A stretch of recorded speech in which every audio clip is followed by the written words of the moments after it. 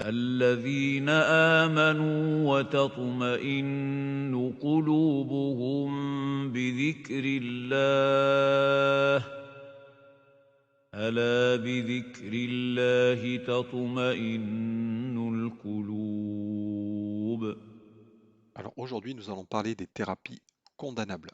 Donc la première, c'est celles qui affranchissent l'individu de sa responsabilité. À notre époque, la plupart des thérapies sont basées sur la théorie du complexe d'Œdipe, même chez certains praticiens musulmans. Donc le complexe d'Œdipe, c'est quoi? Donc ça vient d'une étude effectuée par un docteur autrichien qui se prénommait le docteur Freud. Et en fait, il a classifié ça en trois pour pouvoir l'expliquer. Donc c'est ce qu'il appelle le ça, le moi et le surmoi. Le ça, c'est la nature bestiale de l'âme, son origine bestiale, qui a besoin d'assouvir ses passions. Et s'il ne les assouvit pas, eh ben, il aura certaines frustrations. Le moi, c'est la pression environnementale qui gravite autour de l'individu.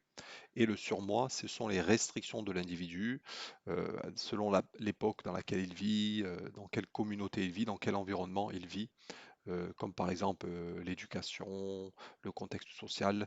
euh, voilà, selon les codes en vigueur, ça va le freiner, l'empêcher d'assouvir justement ses pulsions bestiales. Alors ça, c'est tout à fait contraire au dogme islamique, comme l'a dit Ibn al-Qayyim, rahimahullah. Donc il a dit, l'homme a deux origines. La première, c'est l'origine matérielle physique, c'est-à-dire l'origine bestiale, certes.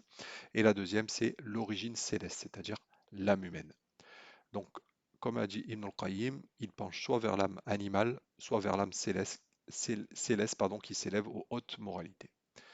Donc, la saine nature, qui est de bonne moralité, donc la fitra de base, mais qui, selon ses influences environnementales, feront qu'il penchera peut-être vers le mal tel un animal, ou qui pourra être meilleur qu'un ange s'il s'en abstient. Donc, le complexe d'Oedipe est une base désastreuse pour laquelle s'appuient quasi toutes les solutions thérapeutiques sur la surface de la Terre, ce qui est à l'opposé de la législation islamique, car non seulement d'être hérétique, elle dédouane la personne responsable de ses responsabilités, donc, alors qu'en islam, les plumes sont levées dans trois cas. Donc, comme on l'avait vu dans le hadith, d'après Ali ibn Talib, le prophète sallallahu alayhi wa sallam a dit, la plume est levée au sujet de trois personnes. Donc, on n'inscrit pas les actions de ces trois personnes, le dormeur jusqu'à ce qu'il se réveille, l'enfant jusqu'à ce qu'il atteigne la puberté, et le fou que lorsqu'il aura recouvert la raison. Et ça, c'est le hadith rapporté par Tirmidhi, numéro 1423.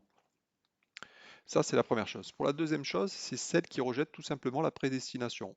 D'ailleurs, à ce propos, le fait de ne pas être convaincu chez le musulman de la prédestination d'Allah est souvent la cause de l'amplification de la souffrance morale. Donc revenir à l'apprentissage de cette notion est souvent la cause de la guérison, et on rappelle que c'est un des piliers de la foi.